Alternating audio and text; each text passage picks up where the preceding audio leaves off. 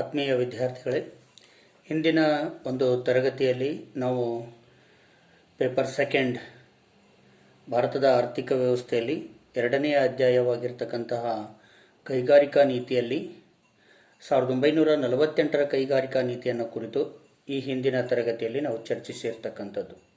So ಇವತ್ತಿನ ಒಂದು ತರಗತಿಯಲ್ಲಿ ಇನ್ನೊಂದು ಪ್ರಮುಖ ಕೈಗಾರಿಕಾ ನೀತಿ 1956ರ ಕೈಗಾರಿಕಾ ನೀತಿಯನ್ನು ಕುರಿತು ಚರ್ಚಿಸ್ತಕ್ಕಂಥದ್ದು. So another one new industrial policy in 1956. 1948ರ ಕೈಗಾರಿಕಾ ನೀತಿಯನ್ನು ಸ್ಥಾನಪಲ್ಲಟಗೊಳಿಸಿ 1956ರಲ್ಲಿ ಸರ್ಕಾರ ತನ್ನ ಒಂದು ಹೊಸ ಕೈಗಾರಿಕಾ ನೀತಿಯನ್ನು ಘೋಷಣೆ ಮಾಡಿತು. 1948ರ ನೀತಿಯು ಅಂದಿನ ವಾಸ್ತವ ಸಂಗತಿಗಳಿಗೆ ಸರಿಹೊಂದಿಕೊಳ್ಳುವಂತಿರಲಿಲ್ಲ. ಹಾಗಾಗಿ ಇಲ್ಲಿ ಅನಿವಾರ್ಯವಾಗಿ ಹೊಸದೊಂದು ಕೈಗಾರಿಕಾ ನೀತಿಯನ್ನು ಜಾರಿಗೆ ತರಲಿಕ್ಕೆ ಕಾರಣವಾಗಿರ್ತಕ್ಕಂಥದ್ದು. 1948ರ ನಂತರ ದೇಶದಲ್ಲಿ ಅನೇಕ ವಿದ್ಯಮಾನಗಳು ಜರುಗಿರ್ತಕ್ಕಂಥದ್ದನ್ನು ನಾವು ಗಮನಿಸ್ತಾ ಇರ್ತಕ್ಕಂಥದ್ದು. ಸೊ ಆ ಪ್ರಮುಖ ವಿದ್ಯಮಾನಗಳು ಯಾವುವು ಅಂತಂದರೆ, 1951ರಲ್ಲಿ ಪ್ರಪ್ರಥಮ ಪಂಚವಾರ್ಷಿಕ ಯೋಜನೆಯನ್ನು ಅನುಷ್ಠಾನಗೊಳಿಸಲಾಯಿತು ನಮ್ಮ ದೇಶಾದ್ಯಂತ. ಯೋಜನಾಬದ್ಧ ಆರ್ಥಿಕ ನೀತಿಗೆ ಅನುಗುಣವಾಗಿರುವಂತೆ ಈ ಕೈಗಾರಿಕಾ ನೀತಿಯನ್ನು ಮಾರ್ಪಾಡು ಮಾಡ್ತಕ್ಕಂಥದ್ದು, ಸೊ ಪರಿಷ್ಕೃತವಾಗಿರ್ತಕ್ಕಂಥ ನೀತಿಯನ್ನು ಜಾರಿಗೆ ತರ್ತಕ್ಕಂಥದ್ದು ಅವಶ್ಯಕವಾಗಿತ್ತು. ಹಾಗಾಗಿ 1956ರಲ್ಲಿ ಮೊದಲನೆಯ ಪಂಚವಾರ್ಷಿಕ ಯೋಜನೆ ಮುಕ್ತಾಯವಾದ ಬಳಿಕ ಈ ಯೋಜನೆಯಲ್ಲಿ ನಾವು ಗಳಿಸಿರ್ತಕ್ಕಂಥ ಅನುಭವದ ಆಧಾರದ ಮೇಲೆ ಈ ಕೈಗಾರಿಕಾ ರಚನೆಯನ್ನು ರೂಪಿಸಲಿಕ್ಕೆ ಎರಡನೆಯ ಪಂಚವಾರ್ಷಿಕ ಯೋಜನೆ ಪ್ರಾರಂಭವಾಗ್ತಕ್ಕಂಥ ವೇಳೆಗೆ ಹೊಸದೊಂದು ಕೈಗಾರಿಕಾ ನೀತಿಯನ್ನು ಜಾರಿಗೆ ತರ್ತಕ್ಕಂಥದ್ದು ಅವಶ್ಯಕ ಎನಿಸಿರ್ತಕ್ಕಂಥದ್ದು ಸರ್ಕಾರಕ್ಕೆ. ಇನ್ನು ಎರಡನೆಯ ವಿದ್ಯಮಾನ ಅಂತಂದರೆ, ಭಾರತದ ಸಂವಿಧಾನವನ್ನು 1950ರಲ್ಲಿ ಆಚರಣೆಗೆ ತರಲಾಯಿತು. ಇದೊಂದು ಮಹತ್ವಪೂರ್ಣವಾಗಿರ್ತಕ್ಕಂಥ ಘಟನೆಯಾಗಿರ್ತಕ್ಕಂಥದ್ದು ನಮ್ಮ ದೇಶದಲ್ಲಿ. ಯಾಕೆ ಅಂತಂದರೆ, ಈ ಪ್ರಜಾಪ್ರಭುತ್ವವಾದಿ ವ್ಯವಸ್ಥೆಯಲ್ಲಿ ಸುಖಿರಾಜ್ಯ ಸ್ಥಾಪನೆಯೇ ಈ ಸಂವಿಧಾನದ ಮುಖ್ಯ ಉದ್ದೇಶವಾಗಿತ್ತು. ಇದನ್ನು ಕಾರ್ಯಗತಗೊಳಿಸುವುದಕ್ಕೂ ಕೂಡ ಹೊಸ ಕೈಗಾರಿಕಾ ನೀತಿಯ ಅಂಗೀಕಾರ ಬಹಳಷ್ಟು ಅಗತ್ಯವಾಯಿತು ಅನ್ನೋದು. ಆ್ಯಂಡ್ ಮೂರನೇ ವಿದ್ಯಮಾನ ಏನು ಅಂತಂದರೆ, 1954ರ ಅವಧಿಯಲ್ಲಿ ಕಾಂಗ್ರೆಸ್ ಅಧಿವೇಶನದಲ್ಲಿ ಸಮಾಜವಾದಿ ಸಮಾಜವನ್ನು ರೂಪಿಸ್ತಕ್ಕಂಥದ್ದು, ಸಮಾಜವಾದಿ ರಚನೆಯ ಸಮಾಜವನ್ನು ರೂಪಿಸುವುದೇ ಸರ್ಕಾರದ ಒಂದು ಧ್ಯೇಯವೆಂದು ಘೋಷಣೆ ಮಾಡಲಾಗಿರ್ತಕ್ಕಂಥದ್ದು. ಆ ಸಮಾಜವಾದಿ ರಚನೆಗೆ ಭದ್ರ ಬುನಾದಿಯನ್ನು ನಿರ್ಮಿಸ್ತಕ್ಕಂಥ ಒಂದು ದೃಷ್ಟಿಯಿಂದ ಈ ಸಾರ್ವಜನಿಕ ವಲಯವನ್ನು ಇನ್ನಷ್ಟು ಬಲಾಢ್ಯಗೊಳಿಸ್ತಕ್ಕಂಥದ್ದು ಅವಶ್ಯಕವಾಗಿರ್ತಕ್ಕಂಥದ್ದು. ಹಾಗಾಗಿ 1948ರ ಕೈಗಾರಿಕಾ ನೀತಿಯನ್ನು ಅಳವಡಿಸಿಕೊಂಡ ನಂತರ ಭಾರತದಲ್ಲಿ ಪ್ರಮುಖವಾಗಿ ಈ ಮೂರು ವಿದ್ಯಮಾನಗಳು ಜರುಗಿರ್ತಕ್ಕಂಥದ್ದು. ಈ ಎಲ್ಲ ಸಂಗತಿಗಳನ್ನು ದೃಷ್ಟಿಯಲ್ಲಿಟ್ಟುಕೊಂಡು 1956 ಏಪ್ರಿಲ್ ತಿಂಗಳಲ್ಲಿ ಕೇಂದ್ರ ಸರ್ಕಾರವು ಈ ಹೊಸ ಕೈಗಾರಿಕಾ ನಿರ್ಣಯವನ್ನು ಘೋಷಣೆ ಮಾಡಿರ್ತಕ್ಕಂಥದ್ದು. ಸೊ 1956ರ ಕೈಗಾರಿಕಾ ನೀತಿಯ ನಿರ್ಣಯವು ಈ ಎಲ್ಲ ಕೈಗಾರಿಕೆಗಳನ್ನು, ದೇಶದ ಎಲ್ಲ ಕೈಗಾರಿಕೆಗಳನ್ನು ಮೂರು ಗುಂಪುಗಳಾಗಿ ವಿಂಗಡಿಸಿರ್ತಕ್ಕಂಥದ್ದು. 1948ರ ಈ ಕೈಗಾರಿಕಾ ನೀತಿಯ ಆಧಾರದ ಮೇಲೆಯೇ ಈ ಎಲ್ಲ ಕೈಗಾರಿಕೆಗಳು ಕೂಡ ವಿಭಾಗಿಸಲ್ಪಟ್ಟಿರ್ತಕ್ಕಂಥದ್ದು. ಸಾರ್ವಜನಿಕ ಕ್ಷೇತ್ರಕ್ಕೆ ಇನ್ನೂ ಹೆಚ್ಚಿನ ಒಂದು ಪ್ರಾಮುಖ್ಯತೆಯನ್ನು ನೀಡಿರ್ತಕ್ಕಂಥದ್ದು ಇದರ ವಿಶೇಷತೆಯಾಗಿರ್ತಕ್ಕಂಥದ್ದು. ಹಾಗಿದ್ರೆ ಈ ಒಂದು ನೀತಿಯ ಪ್ರಕಾರ ವಿಂಗಡಿಸಲ್ಪಟ್ಟಿರ್ತಕ್ಕಂಥ ಕೈಗಾರಿಕಾ ಗುಂಪುಗಳು ಯಾವುವು ಅನ್ನೋದನ್ನು ನಾವಿಲ್ಲಿ ಸಂಕ್ಷಿಪ್ತವಾಗಿ ಅವಲೋಕಿಸ್ತಕ್ಕಂಥದ್ದು. ಇಲ್ಲಿ ದೇಶದ ಒಟ್ಟಾರೆ ಕೈಗಾರಿಕೆಗಳನ್ನು ಮೂರು ಗುಂಪುಗಳಾಗಿ ವಿಂಗಡಿಸಲಾಗುತ್ತೆ. ಸೊ ಮೊದಲನೆಯ ಗುಂಪು ಯಾವುದು ಅಂತಂದರೆ, ಸಂಪೂರ್ಣವಾಗಿ ಸರ್ಕಾರದ ಜವಾಬ್ದಾರಿಗೆ ಒಳಪಟ್ಟಿರ್ತಕ್ಕಂಥ ಕೈಗಾರಿಕೆಗಳು. ಸಂಪೂರ್ಣವಾಗಿ ಸರ್ಕಾರದ ಜವಾಬ್ದಾರಿಗೆ ಒಳಪಟ್ಟಿರ್ತಕ್ಕಂತಹ ಕೈಗಾರಿಕೆಗಳು. ಸೊ ಇವುಗಳನ್ನು ಪರಿಶಿಷ್ಟ ಎ ಕೈಗಾರಿಕೆಗಳು ಎಂಬುದಾಗಿ ಕರೀತಾ ಇರ್ತಕ್ಕಂಥದ್ದು. ಶೆಡ್ಯೂಲ್ ಎ ಇಂಡಸ್ಟ್ರಿ ಎಂಬುದಾಗಿ ಕರೀತಾ ಇರ್ತಕ್ಕಂಥದ್ದು. ಸೊ ಹಾಗಿದ್ರೆ ಈ ಶೆಡ್ಯೂಲ್ ಎ ಪಟ್ಟಿಯಲ್ಲಿ ಬರ್ತಕ್ಕಂಥ ಕೈಗಾರಿಕೆಗಳು ಯಾವುವು? ಸೊ ಶಸ್ತ್ರಾಸ್ತ್ರಗಳನ್ನು ಉತ್ಪಾದನೆ ಮಾಡ್ತಕ್ಕಂಥ ಕೈಗಾರಿಕೆಗಳು, ಅಣುವಿದ್ಯುತ್ ಉತ್ಪಾದನೆ ಮಾಡ್ತಕ್ಕಂಥ ಕೈಗಾರಿಕೆ, ಕಬ್ಬಿಣ ಮತ್ತು ಉಕ್ಕು, ಕಲ್ಲಿದ್ದಲು, ಖನಿಜ ತೈಲಗಳು, ವಿಮಾನ ಸಾರಿಗೆ ಮತ್ತು ವೈಮಾನಿಕ ಉಪಕರಣಗಳು, ಹಡಗು ನಿರ್ಮಾಣ, ರೈಲು ಸಾರಿಗೆ, ದೂರವಾಣಿ ಮತ್ತು ತಂತಿ ಉಪಕರಣಗಳು ಮುಂತಾದ ಕೈಗಾರಿಕೆಗಳು ಈ ಪರಿಶಿಷ್ಟ ಎ ಪಟ್ಟಿಯಲ್ಲಿ ಗುರುತಿಸಿಕೊಂಡಿರ್ತಕ್ಕಂಥ ಕೈಗಾರಿಕೆಗಳು. ಶೆಡ್ಯೂಲ್ ಎ ಪಟ್ಟಿಯಲ್ಲಿ ಗುರುತಿಸಿಕೊಂಡಿರ್ತಕ್ಕಂಥ ಕೈಗಾರಿಕೆಗಳು. ಈ ಎಲ್ಲ ಕೈಗಾರಿಕೆಗಳ ಸ್ಥಾಪನೆ, ಉತ್ಪಾದನೆ, ನಿರ್ವಹಣೆ ಸಂಪೂರ್ಣವಾಗಿ ಯಾರ ಜವಾಬ್ದಾರಿ? ಸರ್ಕಾರದ ಜವಾಬ್ದಾರಿಗೆ ಒಳಪಟ್ಟಿರ್ತಕ್ಕಂಥದ್ದು. ಇನ್ನು ಎರಡನೆಯ ಗುಂಪಿನ ಕೈಗಾರಿಕೆಗಳು ಅಂತಂದರೆ ಸರ್ಕಾರಿ ಒಡೆತನದ ಆದರೆ ಖಾಸಗಿ ಕ್ಷೇತ್ರದ ನೆರವನ್ನು ಕೋರುವ ಕೈಗಾರಿಕೆಗಳು. ಸರ್ಕಾರಿ ಒಡೆತನದ ಆದರೆ ಖಾಸಗಿ ಕ್ಷೇತ್ರದ ನೆರವನ್ನು ಕೋರುವ ಕೈಗಾರಿಕೆಗಳು. ಸೊ ಇಲ್ಲಿ ಈ ಕೈಗಾರಿಕೆಗಳನ್ನು ನಾವು ಶೆಡ್ಯೂಲ್ ಬಿ ಕೈಗಾರಿಕೆಗಳು ಅಂತ ಕರಿತಾ ಇದ್ದೀವಿ, ಪರಿಶಿಷ್ಟ ಬಿ ಕೈಗಾರಿಕೆಗಳು ಅಂತ ಕರಿತಾ ಇದ್ದೀವಿ. ಈ ಒಂದು ಪಟ್ಟಿಯಲ್ಲಿ ಯಂತ್ರೋಪಕರಣಗಳು, ರಾಸಾಯನಿಕಗಳು, ಗೊಬ್ಬರಗಳು, ರಬ್ಬರ್, ರಸ್ತೆ ಮತ್ತು ನೌಕಾ ಸಾರಿಗೆ ಇವೇ ಮೊದಲಾದ ಕೈಗಾರಿಕೆಗಳನ್ನು ಈ ಒಂದು ಪಟ್ಟಿಯಲ್ಲಿ ಸೇರ್ಪಡೆ ಮಾಡಿರ್ತಕ್ಕಂಥದ್ದು. ಇವುಗಳನ್ನು ಪರಿಶಿಷ್ಟ ಬಿ ಕೈಗಾರಿಕೆಗಳು ಎಂಬುದಾಗಿ ಕರೆಯಲಾಗಿರ್ತಕ್ಕಂಥದ್ದು. ಸೊ ಇವುಗಳನ್ನು ಸರ್ಕಾರವೇ ಸ್ಥಾಪನೆ ಮಾಡ್ತಕ್ಕಂಥದ್ದು ಮತ್ತು ಇವುಗಳ ಒಡೆತನವನ್ನು ಕೂಡ ಸರ್ಕಾರವೇ ಹೊಂದಿರತಕ್ಕಂಥದ್ದು. ಆದರೆ ಇವುಗಳನ್ನು ಅಂದರೆ ಈ ಕೈಗಾರಿಕೆಗಳನ್ನು ಸ್ಥಾಪನೆ ಮಾಡುವಲ್ಲಿ ಖಾಸಗಿ ಕ್ಷೇತ್ರದ ಒಂದು ನೆರವನ್ನು ಸರ್ಕಾರ ಇಲ್ಲಿ ಬಳಸಿಕೊಳ್ತಕ್ಕಂಥದ್ದು. ಇನ್ನು ಮೂರನೇ ಗುಂಪಿನ ಕೈಗಾರಿಕೆಗಳು ಅಂತಂದರೆ ಖಾಸಗಿ ವಲಯದ ಕೈಗಾರಿಕೆಗಳು, ಪ್ರೈವೇಟ್ ಸೆಕ್ಟರ್ ಇಂಡಸ್ಟ್ರೀಸ್ ಅಂತ ಕರಿತಾ ಇರ್ತಕ್ಕಂಥದ್ದು.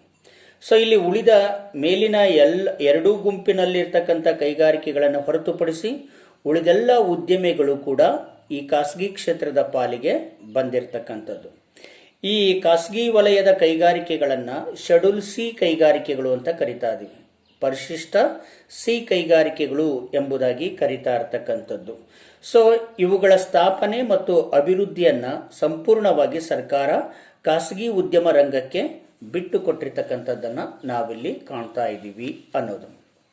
ಸೊ ಈ ರೀತಿ ದೇಶದ ಎಲ್ಲ ಕೈಗಾರಿಕೆಗಳನ್ನು ಮೂರು ಗುಂಪುಗಳಾಗಿ ವಿಂಗಡಿಸಿರ್ತಕ್ಕಂಥದ್ದು, ಶೆಡ್ಯೂಲ್ ಎ, ಶೆಡ್ಯೂಲ್ ಬಿ ಮತ್ತು ಶೆಡ್ಯೂಲ್ ಸಿ ಎಂಬುದಾಗಿ ವಿಂಗಡಿಸಲ್ಪಟ್ಟಿರ್ತಕ್ಕಂಥದ್ದು. ಸೊ ಈ ರೀತಿ ವಿಂಗಡಿಸಲ್ಪಟ್ಟಿರ್ತಕ್ಕಂಥ ಕೈಗಾರಿಕೆಗಳು ಅನೇಕ ಸಾಮಾಜಿಕ ಬೆಳವಣಿಗೆ ಮತ್ತು ಕೈಗಾರಿಕಾ ಕ್ಷೇತ್ರದಲ್ಲಿ ಅದ್ಭುತ ಒಂದು ಪ್ರಗತಿಯನ್ನು ಕಾಣಲಿಕ್ಕೆ ಕಾರಣವಾಗಿರ್ತಕ್ಕಂಥದ್ದು. ಸಮಾಜವಾದಿ ಆರ್ಥಿಕತೆಯನ್ನು ರೂಪಿಸ್ತಕ್ಕಂಥ ಅಧಿಕೃತ ನೀತಿಗೆ ಅನುಗುಣವಾಗಿ ಈ ಕೈಗಾರಿಕಾ ನೀತಿಯ ನಿರ್ಣಯವು ಈ ಸಾರ್ವಜನಿಕ ವಲಯಕ್ಕೆ ಮಿತಿಮೀರಿದ ಒಂದು ಪ್ರಾಶಸ್ತ್ಯವನ್ನು ನೀಡಿರ್ತಕ್ಕಂಥದ್ದು. ಅಂದರೆ ಸರ್ಕಾರದ ಒಂದು ವಲಯಕ್ಕೆ, ಸಾರ್ವಜನಿಕ ವಲಯಕ್ಕೆ ಈ ಒಂದು ಕೈಗಾರಿಕಾ ನೀತಿ ಮಿತಿಮೀರಿದ ಪ್ರಾಶಸ್ತ್ಯವನ್ನು ನೀಡಿರ್ತಕ್ಕಂಥದ್ದು. ಆದಾಯ ಮತ್ತು ಸಂಪತ್ತಿನ ಹೊಂದಾಣಿಕೆಯಲ್ಲಿ ಅಸಮಾನತೆಯನ್ನು ತಗ್ಗಿಸ್ತಕ್ಕಂಥದ್ದು, ಏಕಸ್ವಾಮ್ಯ ಮತ್ತು ಆರ್ಥಿಕ ಕೇಂದ್ರೀಕರಣದ ಪ್ರವೃತ್ತಿಯನ್ನು ತಡೆಗಟ್ಟತಕ್ಕಂಥದ್ದು, ಬೃಹತ್ ಉದ್ಯಮಿಗಳನ್ನು ಅಭಿವೃದ್ಧಿಪಡಿಸ್ತಕ್ಕಂಥದ್ದು ಇದರ ಪ್ರಮುಖ ಧ್ಯೇಯೋದ್ದೇಶಗಳಾಗಿರ್ತಕ್ಕಂಥದ್ದು. ಆ ಒಂದು ದಿಶೆಯಲ್ಲಿ ಸರ್ಕಾರದ ನೀತಿಗೆ ತಕ್ಕಂತೆ ಖಾಸಗಿ ಉದ್ಯಮಿಗಳನ್ನು ಬೆಳೆಸುವುದು, ಉದ್ಯಮಿಗಳು ಹೆಚ್ಚು ಉದ್ಯೋಗಾವಕಾಶಗಳನ್ನು ಒದಗಿಸುವಂತೆ ಅಭಿವೃದ್ಧಿಗೊಳಿಸೋದು ಮತ್ತು ಉದ್ಯಮಿಗಳ ಸ್ಥಾಪನೆಯಲ್ಲಿ ಸರ್ಕಾರವೇ ಮುಂದಾಳತ್ವ ವಹಿಸುವಂತೆ ಮಾಡುವುದು. ಸೊ 1956ರ ಕೈಗಾರಿಕಾ ನೀತಿಯ ನಿರ್ಣಯದ ಮುಖ್ಯ ಗುರಿಗಳಾಗಿರ್ತಕ್ಕಂಥದ್ದು ಇವು.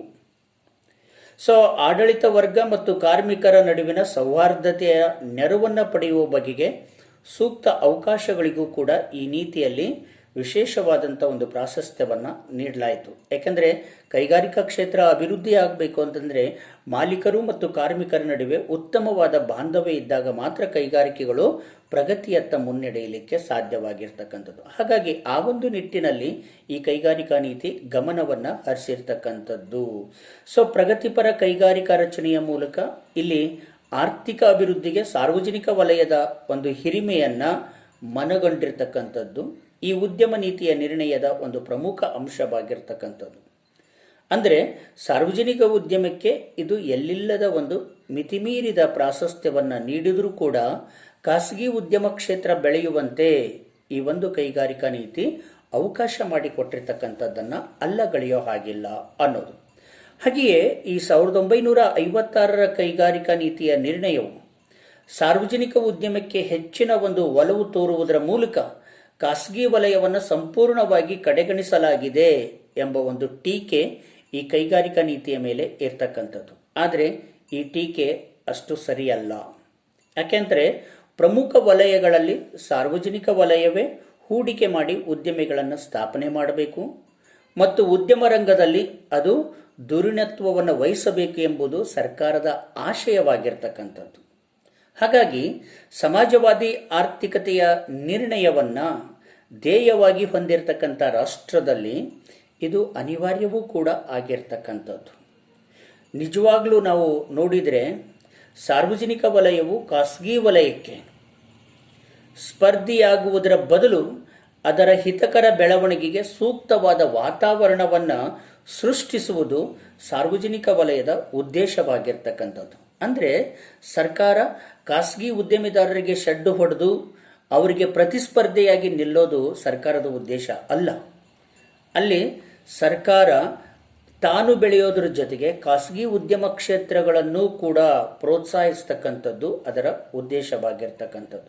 ಹೀಗಾಗಿ ಸಾರ್ವಜನಿಕ ವಲಯಕ್ಕೆ ಪ್ರತ್ಯೇಕ ಮೀಸಲಾಗಿಟ್ಟಿರ್ತಕ್ಕಂಥ ಕಲ್ಲಿದ್ದಲಾಗಿರ್ಬೋದು, ರಾಸಾಯನಿಕಗಳಾಗಿರ್ಬೋದು, ತೈಲ ಮುಂತಾದ ಉದ್ಯಮಿಗಳನ್ನು ಖಾಸಗಿ ರಂಗದಲ್ಲಿಯೂ ಸಹ ಸ್ಥಾಪಿಸಲಿಕ್ಕೆ ಪರವಾನಗಿಗಳನ್ನು ನೀಡಿರತಕ್ಕಂಥದ್ದನ್ನು ನಾವು ಗಮನಿಸಿದರೆ ಈ ಕೈಗಾರಿಕಾ ನೀತಿಯು ಸಾಧ್ಯವಿರ್ತಕ್ಕಂಥ ಕಡೆಗಳಲ್ಲಿ ಖಾಸಗಿ ವಲಯವನ್ನು ವಿಪುಲವಾಗಿ ಬೆಳೆಸ್ತಕ್ಕಂಥ ಒಂದು ಉದ್ದೇಶವನ್ನು ಈ 56ರ ಕೈಗಾರಿಕಾ ನೀತಿ ಹೊಂದಿರತಕ್ಕಂಥದ್ದು.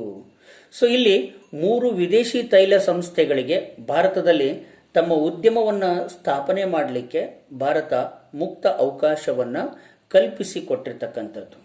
ಈ ಎಲ್ಲ ಸಂಗತಿಗಳನ್ನು ನಾವು ಗಮನಿಸಿದಾಗ, ಅವಲೋಕಿಸಿದಾಗ ಸಾಧ್ಯವಿರುವ ಎಲ್ಲ ಕಡೆಗಳಲ್ಲಿ ಖಾಸಗಿ ಉದ್ಯಮವನ್ನು ಪ್ರೋತ್ಸಾಹಿಸಿ ಮತ್ತು ವಿದೇಶಿ ಉದ್ಯಮಕ್ಕೆ ಅವಕಾಶ ಮಾಡಿಕೊಡ್ತಕ್ಕಂತಹ ಮತ್ತು ಆ ಮೂಲಕ ಆರ್ಥಿಕತೆಯಲ್ಲಿ ಈ ಬಂಡವಾಳ ಹೂಡಿಕೆಯನ್ನು ಹೆಚ್ಚಿಸುವ, ಆದರೆ ಉದ್ಯಮದ ರಂಗದಲ್ಲಿ, ಕೈಗಾರಿಕಾ ರಂಗದಲ್ಲಿ ಸಾರ್ವಜನಿಕ ವಲಯವೇ ನಾಯಕತ್ವವನ್ನು ಹೊಂದಿರುವಂತೆ ಮಾಡುವುದು ಈ ನೀತಿಯ ಒಂದು ಮೂಲ ಉದ್ದೇಶವಾಗಿರ್ತಕ್ಕಂಥದ್ದು. ಹಾಗಾಗಿ 1956ರ ಕೈಗಾರಿಕಾ ನೀತಿಯ ನಿರ್ಣಯದ ಒಂದು ಪ್ರಮುಖ ಧ್ಯೇಯ ಏನು ಅಂತಂದರೆ, ಇಡೀ ಕೈಗಾರಿಕಾ ರಂಗ ಸರ್ಕಾರದ ನಿಯಂತ್ರಣದಲ್ಲಿ ನಡೀಬೇಕು, ಸರ್ಕಾರದ ಮುಂದಾಳತ್ವದಲ್ಲಿ ಆ ಕೈಗಾರಿಕಾ ವಲಯ ಮುನ್ನಡೆಯಬೇಕು ಅನ್ನೋದು ಈ 56ರ ಕೈಗಾರಿಕಾ ನೀತಿಯ ಧ್ಯೇಯವಾಗಿರ್ತಕ್ಕಂಥದ್ದು ಎಂಬುದು ಇದು ನಿಸ್ಸಂದೇಹವಾಗಿರ್ತಕ್ಕಂತಹ ಮಾತು. ಇದಿಷ್ಟು 1956ರ ಕೈಗಾರಿಕಾ ನೀತಿ. 1956ರ ಕೈಗಾರಿಕಾ ನೀತಿ ಜಾರಿಗೆ ಬಂದ ಬಳಿಕ ನಮ್ಮ ದೇಶದಲ್ಲಿ ನಿಜವಾದ ಕೈಗಾರಿಕಾ ಬೆಳವಣಿಗೆ ಆರಂಭವಾಗಿರ್ತಕ್ಕಂಥದ್ದು. ಸೊ ಇಲ್ಲಿ ಈ 1956ರ ಕೈಗಾರಿಕಾ ನೀತಿಯನ್ನು ಭಾರತದ ಆರ್ಥಿಕತೆಯ ಸಂವಿಧಾನ ಅಂತ ಕರೀತಾರೆ. ಯಾಕೆಂದರೆ 56ರ ಕೈಗಾರಿಕಾ ನೀತಿ ಘೋಷಣೆಯಾದ ಬಳಿಕ, ಜಾರಿಗೆ ಬಂದ ಬಳಿಕ ನಮ್ಮ ದೇಶದಲ್ಲಿ ಕೈಗಾರಿಕಾ ಕ್ಷೇತ್ರ ಅದ್ಭುತವಾದ ರೀತಿಯಲ್ಲಿ ಬೆಳವಣಿಗೆಯನ್ನು ಸಾಧಿಸಲಿಕ್ಕೆ ಸಾಧ್ಯವಾಗಿರ್ತಕ್ಕಂಥದ್ದು. ಇದಿಷ್ಟು 56ರ ಕೈಗಾರಿಕಾ ನೀತಿ. ಮುಂದಿನ ತರಗತಿಯಲ್ಲಿ ಹೊಸದೊಂದು ಕೈಗಾರಿಕಾ ನೀತಿ 1991ರ ಕೈಗಾರಿಕಾ ನೀತಿಯನ್ನು ಕುರಿತು ಚರ್ಚಿಸೋಣ. ಧನ್ಯವಾದಗಳು.